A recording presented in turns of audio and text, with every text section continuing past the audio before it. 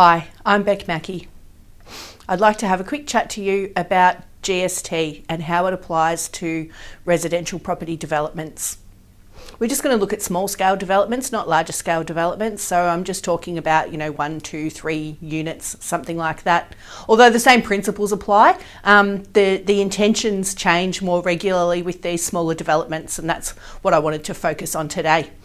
And intention is a big part of what I want to talk about as well, because when your intention for these new properties changes, so does your responsibility for GST. And some people aren't always aware of that and can get a bit of a shock when they realise that the GST that they claimed needs to now be paid back to the ATO, or they have to pay more GST to the ATO than what they originally realised. Sometimes this can even result in your property sales making a loss, which is not ideal, and in those cases you may well have been better off renting the property out for a few years. When it comes to the intention, as I mentioned before, it's really important to keep a record of when your intention does change.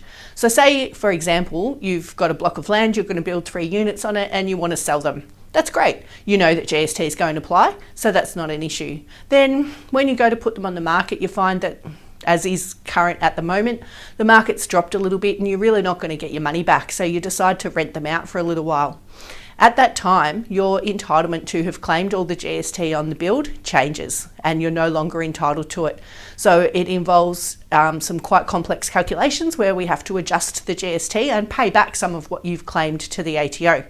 Now, if the opposite was occurring and you built the properties to rent them out, but then you got a really good offer and decided to sell them off, then the opposite would apply and you would now be able to claim the GST on the build that you hadn't been able to claim previously because you were going to keep the property and rent it out. So as you can imagine, this is quite complex, and it's worthwhile doing a bit of research and having a chat to your accountant to make sure that you understand what's going to happen when and if your intention does change. Thanks, have a great day.